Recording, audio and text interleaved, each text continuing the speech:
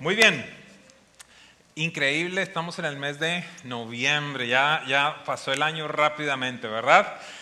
Y ha sido hermoso aprender todo este panorama bíblico. Empezamos en el Génesis y ya hemos venido hablando en las últimas sesiones de el libro de los Hechos, el principio de la iglesia, qué cosas sucedieron. Y en este día precisamente yo quiero regresar a examinar algunos versos que nos muestran unas características que son fundamentales en esa iglesia que tradicionalmente se llama la iglesia primitiva.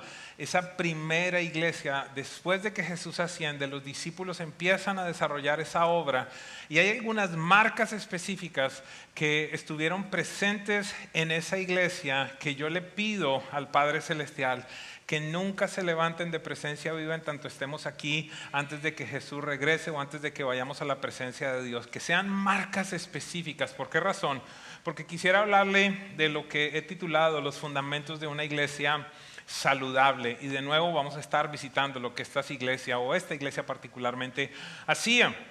Y posiblemente usted al vivir aquí, seguramente tenemos visitas, pero la gran mayoría de nosotros estamos pues viviendo aquí en el sur de la Florida.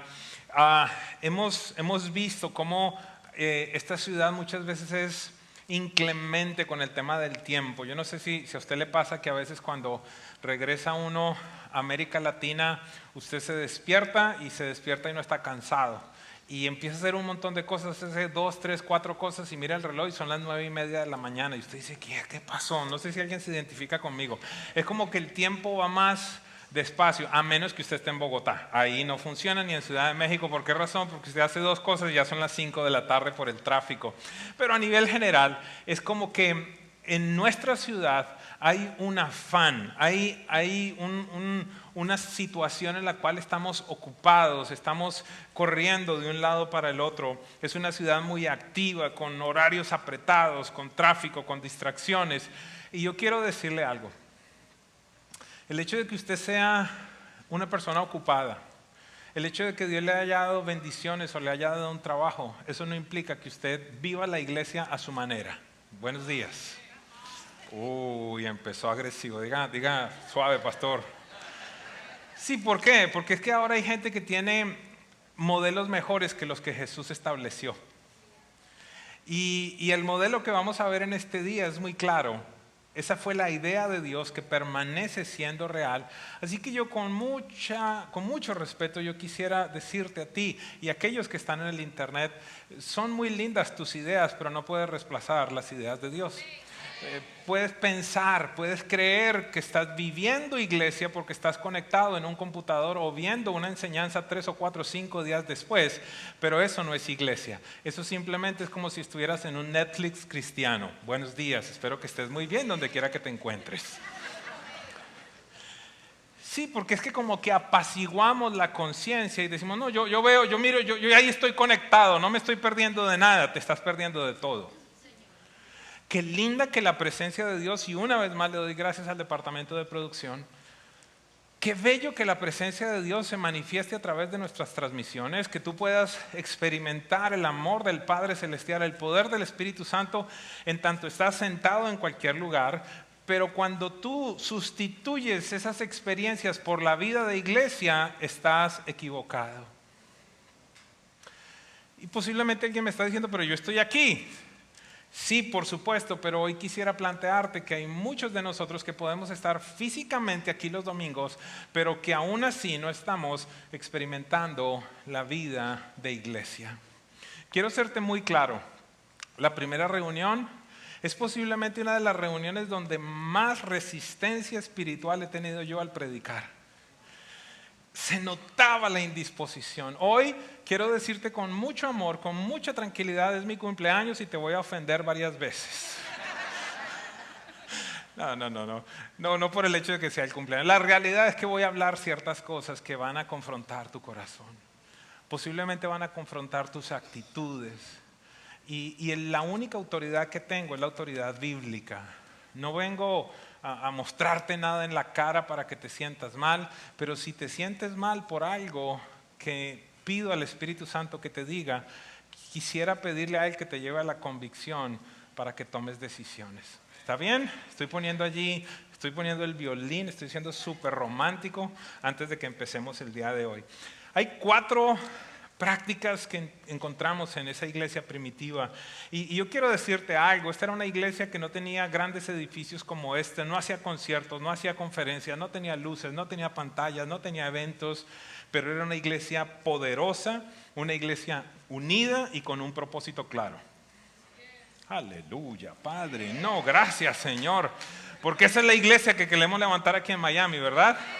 ¿Cuántos quieren tener una iglesia unida, poderosa y con propósito? Y tú haces parte de esa iglesia. No es una institución, es una iglesia. Qué bueno que entres allí levantando la mano, me alegra mucho. Vamos a Hechos capítulo 2, verso 42. Vamos a leer de la Nueva Traducción Viviente y después voy a leer de la Biblia de las Américas. Pero dice la Nueva Traducción Viviente, todos los creyentes, ¿cuántos? Ojo, ¿cuántos? ¿Usted piensa que la palabra de Dios es verdad? Entonces es verdad. Es la palabra inspirada por Dios y nos dice que todos los creyentes, no está hablando de un grupo, no está hablando de algunos, no está hablando de los que les daba la gana, si lo pudiera decir, de los que se sentían movidos, está hablando de que todos los creyentes se dedicaban a 4 cosas. Número 1, a las enseñanzas de los apóstoles. Número 2, a la comunión fraternal. Número 3, a participar en las comidas. Esta versión dice, entre ellas, la cena del Señor. Y número 4, a la oración. 4 cosas específicas que vamos a estar tratando de compartir en este día. Y me gusta mucho cómo el verso 46, más adelante, discúlpeme producción que no lo tiene, pero lo quiero incluir, dice, día tras día continuaban unánimes, como uno solo. ¿En dónde? En el templo. Iban a reunirse como uno solo, unánimes en el templo, pero había una segunda parte, y partiendo el pan en los hogares. Hay 2 aspectos fundamentales que voy a hacer mucho énfasis en este día. Número 1, sí, nuestra experiencia de iglesia como congregación, como asamblea nos reunimos, pero hay otra área que es fundamental, que es el partimiento del pan, y aquí nos deja saber claramente que eso lo hacían en los hogares. Así que quiero compartir lo que he titulado Fundamentos de una iglesia saludable. Y quiero que vayamos inmediatamente al punto número 1.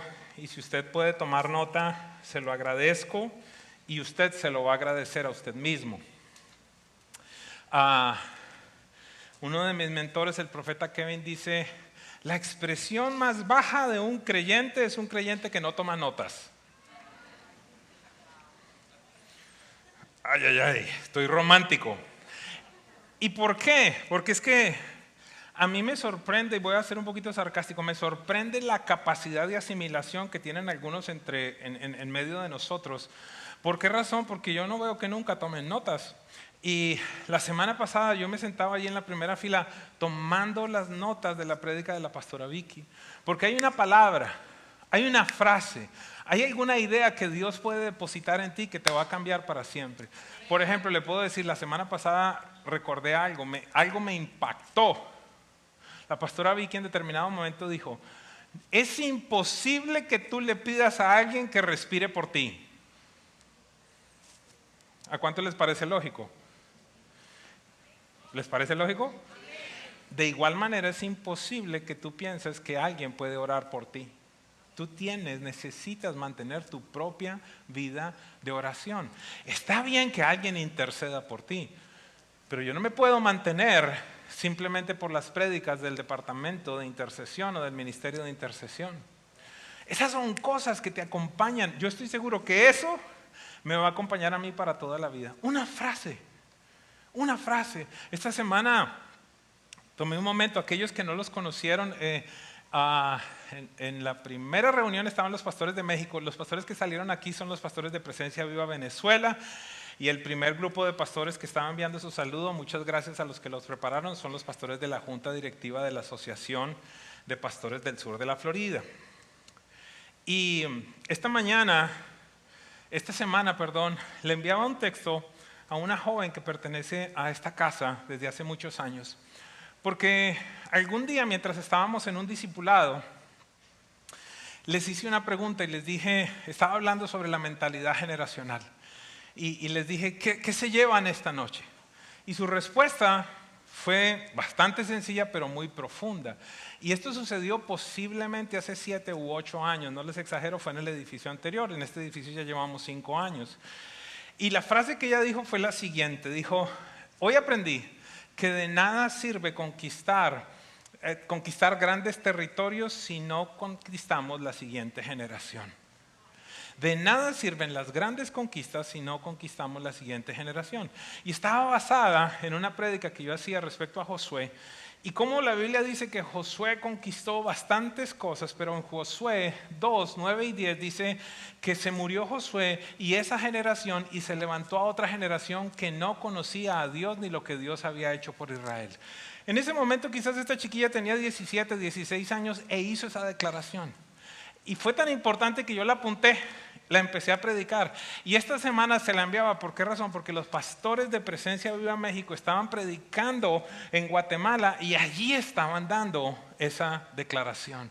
Lo que te quiero decir es que cuando tú vienes con un corazón correcto, hay palabra de vida eterna que puede transformar la vida de generaciones y generaciones.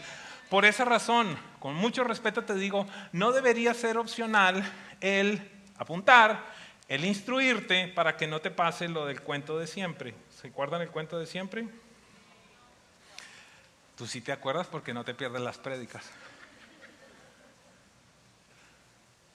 Yo quiero retarte a que lo hagas hoy. Busca a alguien que no te me apuntes, ¿ok? Y entonces a la salida usted le dice, ¿cómo te pareció la prédica? Seguramente te va a decir, uy, buenísima. ¿Y de qué predicó el pastor? Buenísima, estuvo buenísima. Entonces, yo quiero decirte, yo no hago esto porque no tenga nada más que hacer. Yo trato de ir y buscar de Dios para traer un alimento que transforme tu vida, que te renueve, que te sane, que te inspire por medio de la obra del Espíritu Santo. No desperdicies lo que hombres y mujeres de Dios hacen cuando predican la palabra de Dios. Estudia, capacítate. Y precisamente ese es el punto número 1. Nos dice la Biblia que ellos permanecían en la enseñanza de los apóstoles. ¿Qué significa eso? La palabra utilizada en el griego es la palabra didaqué. Y es importante que entendamos esto porque usualmente cuando se hace la traducción del griego o del arameo al español o al inglés es bastante limitada porque estos idiomas originales son bastante ricos. Entonces, si usted pudiera tratar de traducir esta palabra, nos diría que no tan solo era oír, sino el ser formados por la palabra. ¿Cómo? Al estudiarla, ojo con esto, y al hacer preguntas hasta entender la palabra para entonces poder aplicar las enseñanzas. ¿Sí ve que es algo un poco diferente? No tiene que ver simplemente con venir y escuchar o abrir un video y escuchar y decir ya estuve en la iglesia, ya fui a la reunión, ya fui al culto o ya fui al servicio, como sea que usted le dice, sino que tiene que ver con, ok, ¿cuál es la palabra que Dios está trayendo para mí en este día? Yo no estoy entendiendo mucho, ¿eso qué tiene que ver conmigo? Necesito inquirir, necesito preguntarle a Dios, se trata de esto, ok, ahora lo empiezo a aplicar. Es diferente, es totalmente diferente. ¿Por qué razón le digo esto? Porque obviamente para algunas personas que hacen lo que yo hago es triste ver cómo pasa el tiempo en la vida de la gente y lo único que sucede es que pasan las enseñanzas por encima de ellos. Mientras que hay otros que dicen, esto es algo que yo tengo que aplicar, esto es algo que yo tengo que empezar a vivir y su vida empieza a cambiar de manera verdadera. Años atrás, un pastor en la iglesia donde estábamos hace muchos años, un pastor vino y me dijo, ¿sabes? Estaba acá orando en el auditorio y siento que Dios me habló algo a través de las sillas. Y yo decía, este necesita liberación. Y yo le dije, cuéntame. Y llegué y me dice, es que me di cuenta de algo. Que las sillas se parecen mucho a muchas personas en la congregación. Yo le dije, ¿en serio? Cuéntame cómo es eso. Y me dice, mira pastor, la verdad es que no hay nadie que haya asistido a tantas conferencias como esta silla. No hay nadie que haya venido a tantos cultos o reuniones o servicios como estas sillas.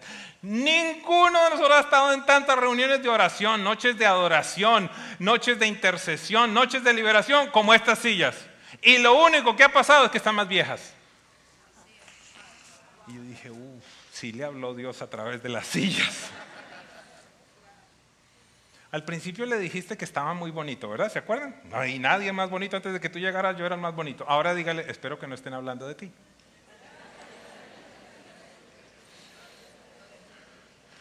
Porque qué complejo que nosotros estemos viniendo domingo tras domingo, asistiendo quizás a las noches con el Espíritu Santo, pero no se esté generando un cambio en nuestra vida. Hay algo, there's something missing. Hay algo que nos está manifestando. Quiero entonces decirles que no se trata solo de oír, sino de ser formados por la palabra. De nuevo reitero, preguntar hasta entender y poder aplicar las enseñanzas. La iglesia primitiva no seguía solo opiniones, seguía la doctrina de los apóstoles. Yo quiero advertirle a esta iglesia en este momento que en nuestro caso es muy complejo. ¿Por qué razón? Porque hay muchas voces. Están las voces de YouTube, de las redes sociales, de los influenciadores, de los medios de comunicación. Personas que en determinado momento vienen con una certeza tan grande a decirme, no, es que la Biblia no dice esto, la Biblia lo que dice es aquello. Y le digo, ¿de qué Biblia estás hablando tú? No, pastor, así dice la Biblia. ¿Y de dónde sacaste esto? Muéstramelo. No, yo lo vi. ¿En dónde? En las novelas brasileras de la Biblia. Eso es una novela brasilera basada en la Biblia. Pero vienen hasta me dicen, no, es que fulano se llamaba así. ¿Y de dónde tú sacaste? No, cuando aquel fue infiel con... ¿Y de dónde dije? ¿De dónde? Regresa a la palabra. Léela. Léela. No comas comida procesada simplemente. Tienes acceso a la fuente de vida. Tienes acceso al corazón del Padre Celestial. Hoy quiero decirte, creo que algunos de nosotros, yo mismo lo tengo que hacer. Algunos de nosotros deberíamos, al salir de aquí en la semana, mire, ay Dios mío, voy a ser bien honesto. ¿Está bien? Ustedes saben que yo soy bien honesto, pero hoy voy a ser más honesto. ¿Está bien? Apretes el cinturón. Súper lindo que estés escuchando al pastor fulano, al sutano y al otro. Sales de acá y estás con 7 pastores de lista, pero todavía no te sabes la enseñanza del pastor de acá. Y no puedo aprender de otro lugar. Por supuesto que sí, pero ¿por qué no aprendes de acá? Pues acá es donde te congregas. Cuando te enfermas, ¿llamas al pastor de YouTube o llamas acá? Hello. Hello. Cuando tu hijo está endemoniado, ¿a quién llamas? ¿A dónde vas? Pues si esta es tu casa, que sea tu casa. Me estás prohibiendo escuchar enseñanzas de otro lugar. Después de que te aprendas las de acá, haz lo que se te antoje. Uy, está súper fuerte. No, amado. Lo que te estoy diciendo es que si esta es tu casa, que sea tu casa. Pero yo creo que ahora andamos con comezón espiritual. Ay, a ver qué predicó fulano esta semana. Y es que lo que dijo fulano, y estás viendo lo que hizo aquel. Ven para acá, sirve acá, ofrenda acá, crece acá, disipúlate acá, porque aquí es donde vas a ser restaurado. Por YouTube nadie es restaurado. Por YouTube nadie es aconsejado ni liberado. ¿Qué cuento de estar allí con no? Es que el otro día, no, es que yo tengo 3 pastores, de verdad.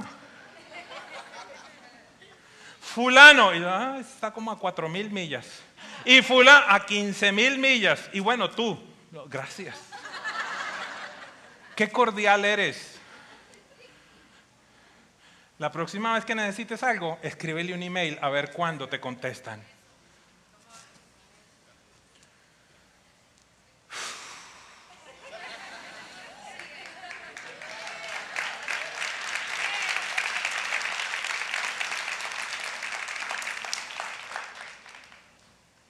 O sea que esto es como una secta, que solo acá tienen la verdad. No, esto no es una secta.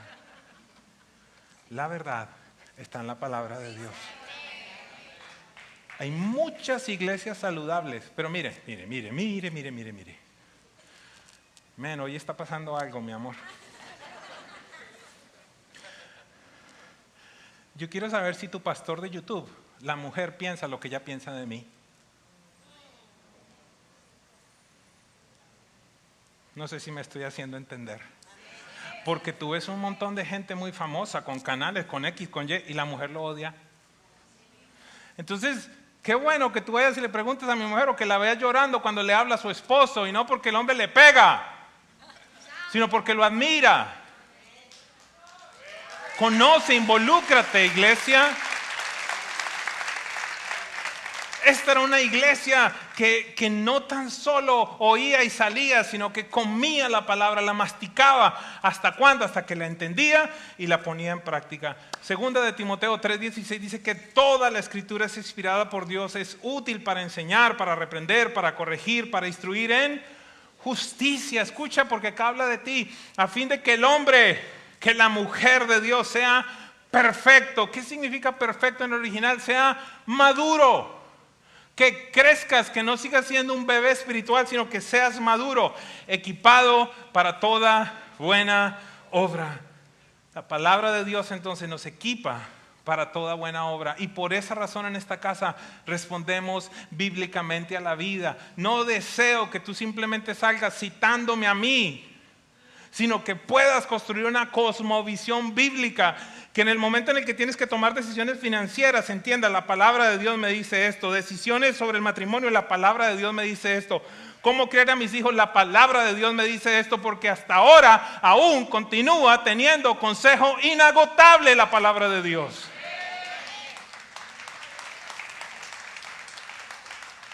Punto número 2, comunión. Comunión significa unidos en corazón y propósito. Es de la palabra koinonía en el original. ¿Qué quiere decir esto? Que eran personas que participaban, que compartían algo en común. Hoy quiero volver a reiterar, la iglesia no es un evento al que asistes, no es un club social, es una familia a la que tú perteneces. Cuando te hablo que no es un evento, ¿por qué te digo esto?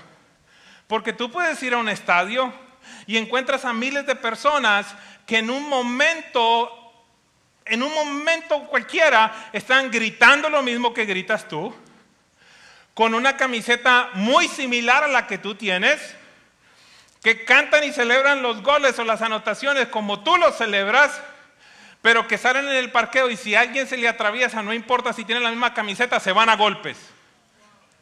Eso es un evento. Pero esto no es un evento, esto no es un club, es una iglesia, es una familia a la que se pertenece. Tú no conoces mi historia. No la conozco. Esta mañana este lugar se llenó al frente con personas que han sido heridos por la iglesia. Es una realidad. Yo no conozco tu historia, pero yo quiero decirte algo. Tu dolor, la herida que alguien te causó, no puede eliminar el diseño de Dios que sigue siendo su iglesia. Fue una persona.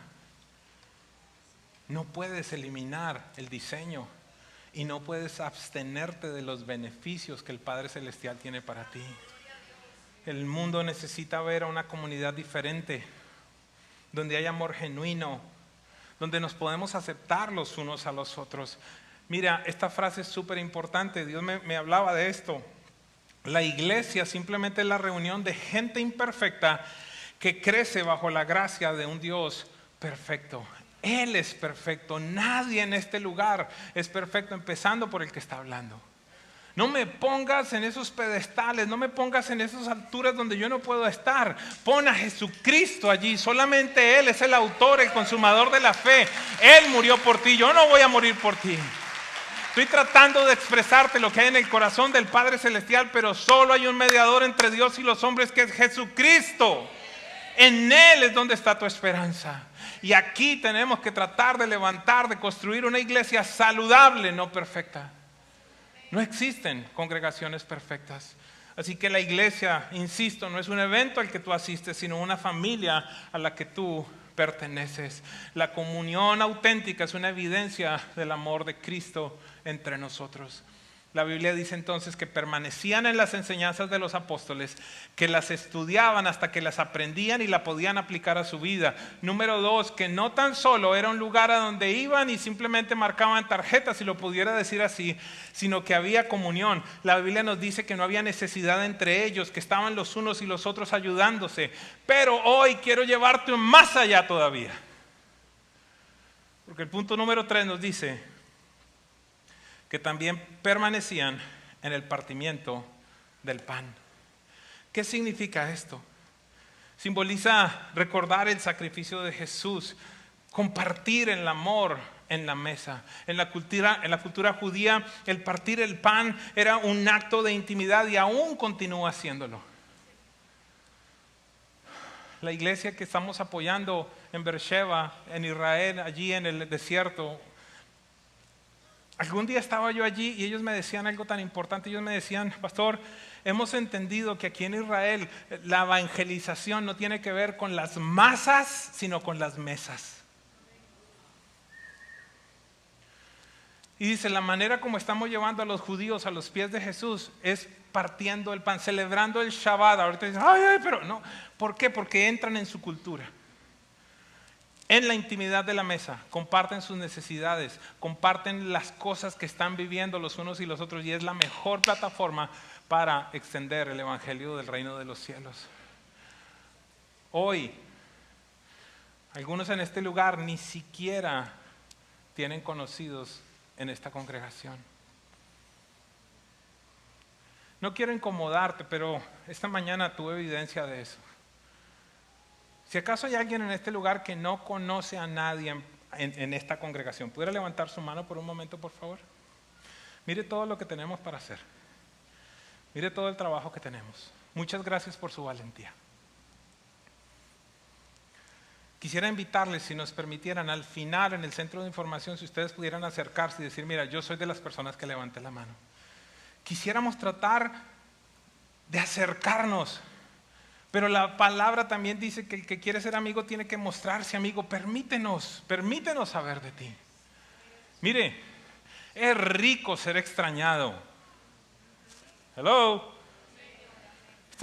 Esta semana estuve de viaje y qué rico fue llegar a la casa, ver a mi esposa feliz, salió, me dio un abrazo, mi hija me dio un abrazo tremendo. Los trabajadores, los voluntarios, las personas que estaban del staff me decían, te extrañamos, qué bueno ser extrañado. Pero qué doloroso es que pasen 2, 3, 4 semanas que tú no vienes y nadie se entera. Pero en muchos casos quisiera decirte que no es la responsabilidad solamente de la congregación, sino que tú tienes que dejarnos saber que estás aquí. Desde el principio, desde el origen de esta casa, siempre le insistí a las personas que empezaron conmigo, que cuando esta casa crezca, permanezca siendo pequeña por medio de los grupos. Esa es la idea, y es lo que la Biblia nos dice. Se reunían en el templo y partían el pan en las casas. Las estadísticas nos muestran que cerca de un 80% de la población del mundo es introvertida. ¿Qué significa eso?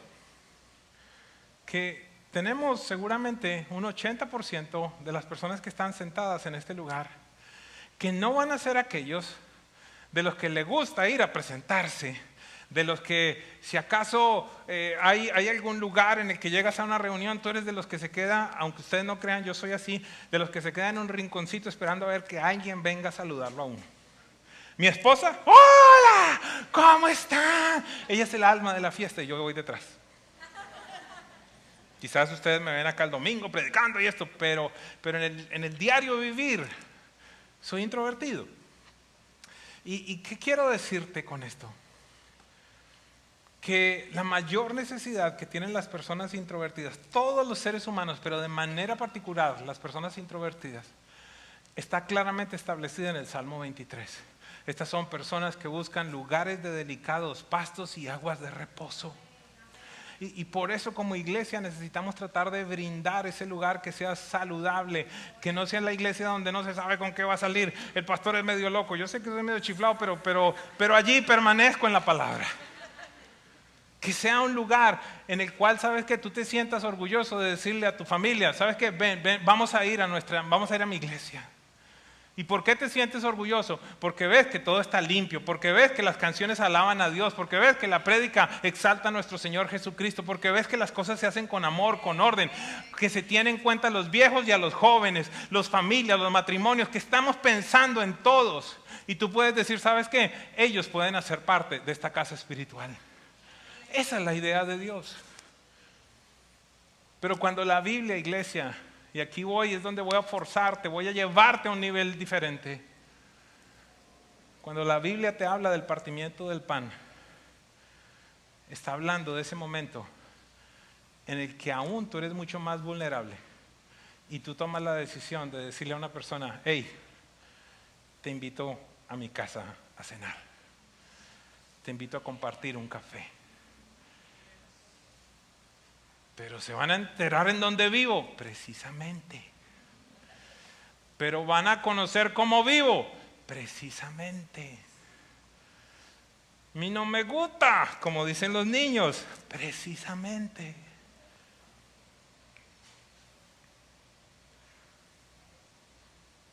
No te pierdas en medio de una multitud. Las personas que han sido heridas por la iglesia buscan iglesias grandes en donde esconderse. Pero ese no es el plan de Dios. ¿Qué tal si invitas a alguien nuevo de la iglesia esta semana a tu casa o en las próximas semanas? ¿Qué tal si sales de tu zona de confort? ¿Qué tal si permites que alguien más te conozca lejos de tu, no sé si se dice así en tu país, de tu rosca, de tu anillo, de aquellos con los que te sientes chévere? Te tengo una revelación tremenda de Dios. Tú no creces con los que te sientes chévere.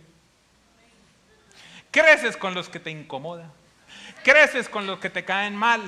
Creces con aquellos que tú no soportas. ¿Por qué razón? Porque ahí es donde tiene que manifestarse el amor, la paciencia, el gozo, la fraternidad. Todo eso. Esa es la manera como creces. Allí se forma el carácter de Cristo. El carácter de Cristo no se forma con tus panas, con aquellos que son, no, es que nunca hemos peleado. No, pues qué maravilla. Se necesitan las diferencias, se necesitan las discusiones muchas veces. ¿Por qué? Porque allí es donde se manifiesta el carácter de Cristo. ¿Cómo vas a aprender a perdonar si acaso no hay alguien que te cause en determinado momento una circunstancia difícil? Haz de tu mesa entonces un altar donde Cristo sea recordado y el amor sea compartido. Años atrás, ante tantas situaciones que yo vivía en la iglesia, fui a hablar con uno de mis mentores, con el profeta Kevin, y yo le decía, mira esto, mira la iglesia, mira lo que pasa. Y casi que yo me estaba quejando de aquello que Dios me había llamado a pastorear. Y me hizo una pregunta sencilla, me dijo, mira, déjame hacerte una pregunta. ¿Cuál fue el propósito de Dios al mandarle a Noé a construir un arca? Y aquellos que hemos leído la Biblia, yo creo que no es muy difícil llegar a una conclusión. Yo le dije, bueno, el arca fue construida para preservación, para salvación. Me dijo, exactamente. Dios preservó a la familia de Noé, preservó las especies de los animales, y entonces empezó de nuevo esta historia de la humanidad. La segunda pregunta que me hizo fue, ¿y cuál piensas que es el propósito de Dios con la iglesia? ¿Para qué la fundó? ¿Para qué la estableció? Después de pensar, de meditar, le dije, pues creo que para lo mismo. Y me dijo, exactamente. Tanto el arca tuvo el propósito de salvación, de preservación, y la iglesia tiene el mismo propósito de salvación y de preservación. Y entonces allí vino la tercera pregunta. ¿Están listos? ¿Están listos? La tercera pregunta fue la siguiente. Me dijo, ¿a qué crees que olía el arca 3 días después de que Dios cerró la puerta? Y yo, ay, Dios mío, exactamente, por ahí la que dijo. Vamos a ser un poquito gráficos, ¿me acompañan? ¿Usted se imagina que huele el popó de elefante con los orines de la jirafa y la mezcla de todas las excreciones, se dice secreciones? Y yo le decía, eso tenía que oler a espíritu inmundo, tenía que oler horrible. Y me dice, pues quiero decirte que la iglesia muchas veces huele de esa forma, pero no pierde el propósito para el cual Dios la creó.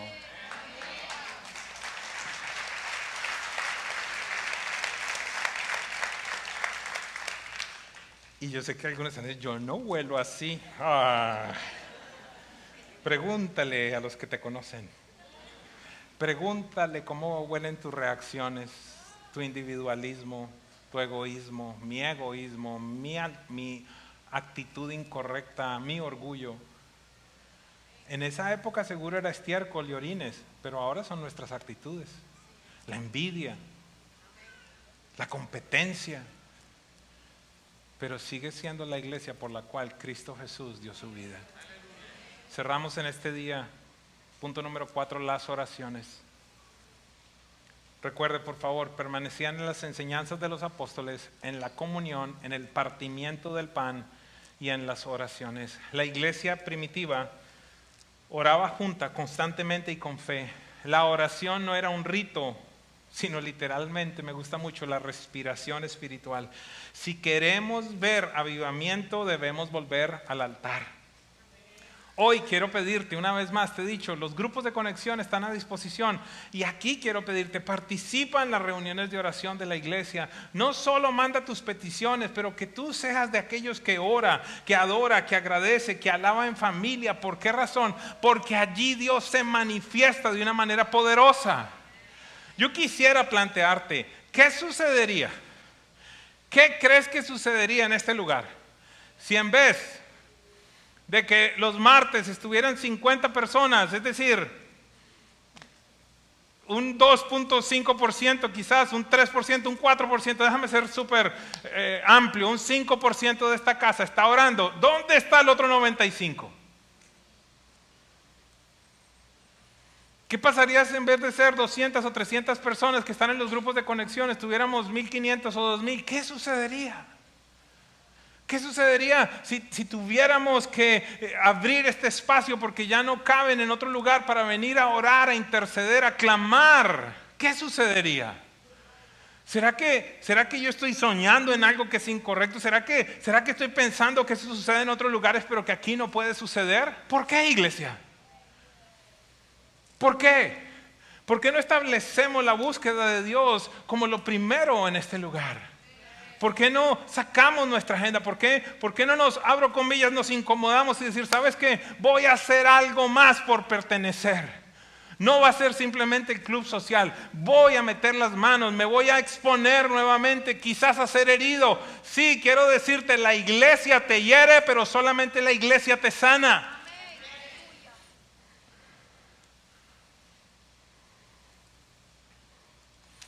El año pasado leí un libro que se llamaba Autopsia de una iglesia que murió. Es un libro escrito por un pastor que se dedicó, después de retirarse, a ser consultor para otras iglesias. Y en el transcurso de los últimos años acompañó a 14 ministerios que literalmente murieron. Fueron iglesias que se cerraron, que se tuvieron que vender los muebles, los edificios. ¿Por qué razón? Porque la iglesia se murió. No había vida, se murió, literalmente. Y este pastor hizo algo muy importante a mi manera de ver, por lo menos para una persona que hace lo que yo hago, es extremadamente importante. ¿Por qué? Porque él encontró las características comunes que tuvieron esas 14 iglesias que cerraron. Son 9 de ellas, no las voy a mencionar todas, pero algunas de ellas Quiero mencionárselas. ¿Por qué razón? Para que veamos, porque esto para mí se convirtió en una medida, en un termómetro. ¿Qué estamos haciendo? ¿Lo estamos haciendo bien? ¿Lo estamos haciendo mal? Una de las características que más me llamó la atención el año pasado, yo prediqué al respecto, fueron iglesias que practicaron la gran omisión. No practicaron la gran comisión, sino la gran omisión. ¿A qué se refería él? Fueron iglesias que dejaron de discipular. Y quiero insistir que la única manera como tú vas a crecer, sí, tú puedes crecer con la palabra del domingo, vas a crecer bien poquito si no tomas nota, vas a crecer mucho menos si vienes cada 3 o 4 fines de semana. Pero a lo que nos dedicamos en los grupos es a ir mucho más profundo en lo que estamos aprendiendo los domingos. ¿Qué significa esto para ti? ¿Qué aprendiste? ¿Qué decisiones tienes que tomar? Así se forman los discípulos. Queremos levantar una iglesia de discípulos, no de seguidores. Ayer estaba en un restaurante y me presentaron a un pastor. Y el pastor que me lo presentaba me decía, este es un hombre muy influyente en Colombia. Y yo le decía, pastor, mucho gusto, gracias por lo que usted está haciendo. El otro pastor me decía, la iglesia que tienen es de miles de personas. Y él me dice, sí, éramos 14,000 antes de la pandemia. Y yo decía, wow, tremendo. Y ahora somos 8,000. ¿En dónde están los otros 6,000? ¿Sabes quiénes eran? Los simpatizantes, los seguidores, no los discípulos. Solamente bastó una pandemia para que el 40% de la iglesia se desapareciera en el mundo entero. No estábamos formando discípulos, estábamos formando simplemente seguidores. Que en el primer momento en el que pasó algo, los perdimos. Algunos de ellos hacen ahora iglesia a su manera, my way, como si fuera una hamburguesa en McDonald's. No. El partimiento del pan en las casas y la reunión en el templo. Pero también decía este estudio que las iglesias que murieron fueron iglesias que no tenían un propósito ministerial claro. La gente no sabía para qué existía esa iglesia. Por esa razón insisto tanto que en Presencia Viva, ¿qué hacemos? ¿Cuál es nuestro propósito ministerial en Presencia Viva? Ay, Dios mío. ¿Qué es lo que hacemos? Respondemos. Allí va la revelación. Si yo lo pudiera decir de esta manera, mi éxito como pastor presidente se debería medir en qué tanto tú formas una cosmovisión bíblica. Es decir, ¿qué tanto te estoy equipando para que tú puedas tomar decisiones en el diario vivir basado en la palabra de Dios y no tan solo en opiniones vagas? Un propósito ministerial claro. Estas iglesias fueron iglesias que gastaban su presupuesto internamente y no hacían nada por la comunidad. Me enviaron una cifra, dejé el teléfono abajo. Hasta este año hemos entregado 130 toneladas de alimento a la comunidad. Gracias por tu generosidad. Eso se dice rápido. Una tonelada son 2,000 kilos. ¿2,000 libras o 2,000 kilos? No estoy entendiendo. Un montón. ¿Kilos? 1,000 kilos. Una tonelada. Son 130, entonces imagínense, son 130,000 kilos de alimento. 16 iglesias le estamos repartiendo mercados. Tu generosidad está llegando ahorita a Tanzania. Ahorita nos acabaron de llegar los reportes de Compassion también International. Es mucho más. Amigos míos, ¿dónde están los venezolanos? Levánteme la mano un segundo. ¿Ustedes saben cómo está la economía en Venezuela? ¿Y sabe de dónde se mantiene esa iglesia? Pero no piensan en eso muchas personas. Una arepa en Caracas, la última vez que fui, valía $12. Sí, amigo, aquí también, pero aquí ganamos en dólares.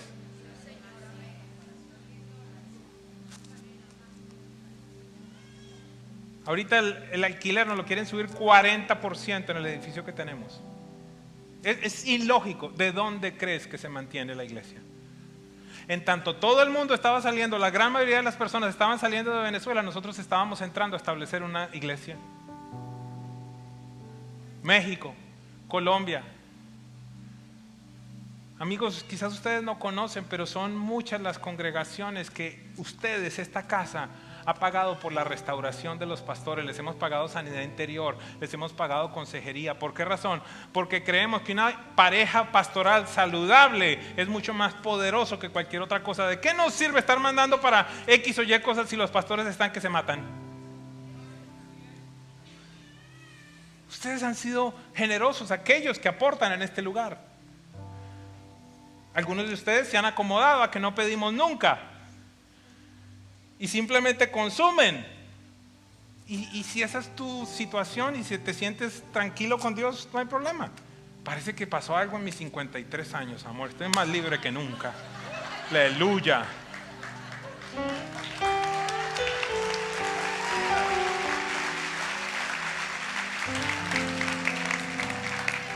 Porque hasta la última vez que vi la silla esa la pagó alguien que creyó.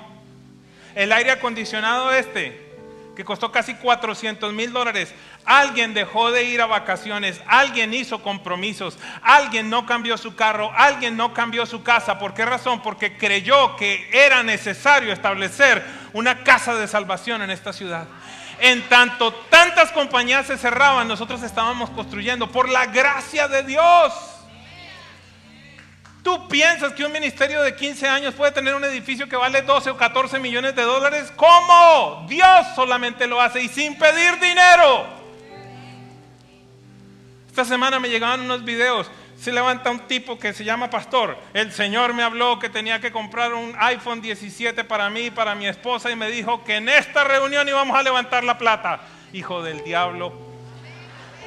¿Cómo no va a estar resentido si tú vienes de una iglesia donde sacaban 5, 6, 7 o 8 ofrendas?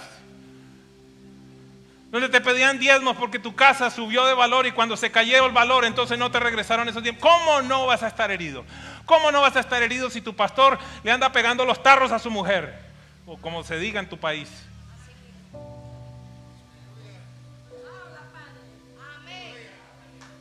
Te entiendo, pero ¿hasta cuándo vas a estar divorciado de la iglesia de Jesucristo? Eso fue allá. La iglesia sigue siendo la idea de Dios. Hoy te quiero pedir perdón por lo que te hayan hecho. Jesús dijo que habrían falsos profetas, lo que implica que hay verdaderos. Mídelos por los frutos, mídelos por... Usted, le voy a contar un secreto. Cuando a mí me presentan un pastor y yo quiero saber cómo está, lo primero que hago, ¿sabe qué es? Le miro la cara a la mujer.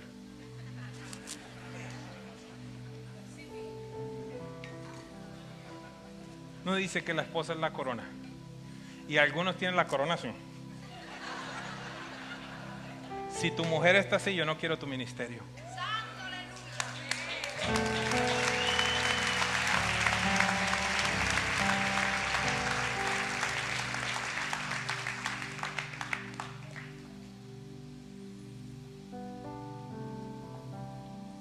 Quiero invitar a este altar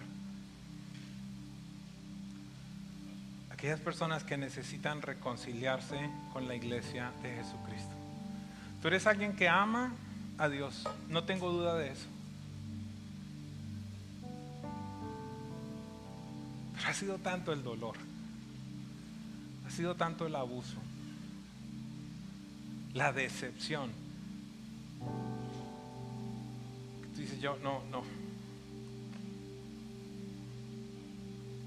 Can't handle that anymore. No, yo no aguanto más. La iglesia te hiere, pero solo la iglesia te sana.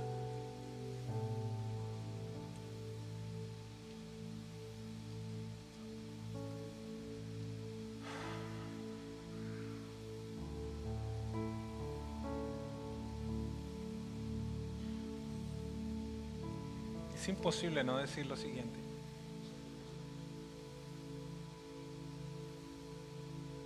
quiero que busques tu responsabilidad en ese dolor. No idolatres hombres, no idolatres mujeres. Respétalos. Trátalos con honra. Honra no es idolatría. Honra no es servilismo.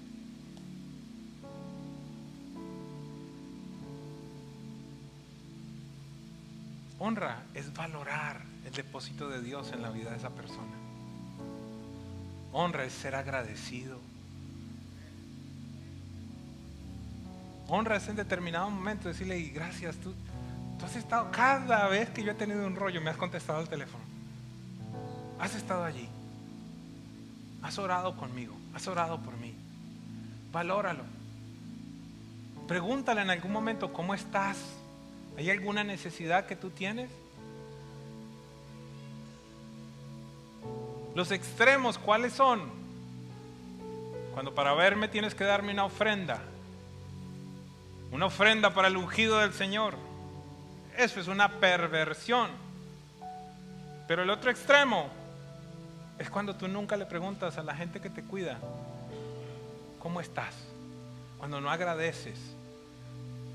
No es correcto. Jesús mismo sanó a 10 y vino uno de 10. Y Jesús hizo una pregunta, haciéndose el loco.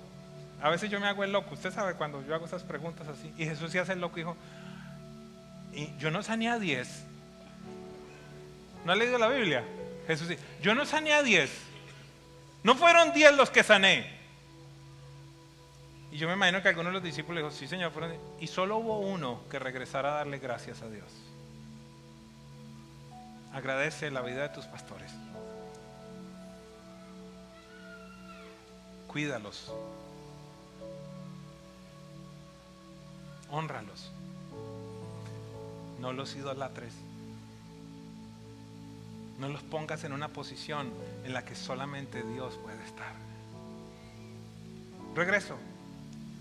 Piensa si en algún momento tú pusiste a esa persona en una posición incorrecta. ¿A qué te refieres? Algunas personas se elevan tanto a los pastores, a las pastoras, que en el instante en el que ese ser humano falla porque es un ser humano, tú te destrozas. Ojo, te estoy hablando de fallas, no de corrupciones. Son dos cosas totalmente diferentes. Una cosa es que te fallen, que haga algo que te decepciona en determinado momento. Y otra cosa totalmente diferente es ser alcahueta de la vida de corrupción de una persona que dice ser un hombre o una mujer de Dios. Son dos cosas totalmente diferentes. Gracias por unirte a esta experiencia. Deseamos acompañarte a crecer en tu relación con Dios. Presencia Viva no es solo una cita los domingos. Hay mucho más que nos gustaría compartir contigo. Te invito a que te suscribas a este canal para recibir notificaciones cada vez que publiquemos algo nuevo y que navegues nuestra página web. Si hoy tomaste la decisión de seguir a Cristo, cuéntanos, escanea este QR en pantalla. Nuevamente, gracias por compartir este tiempo con nosotros.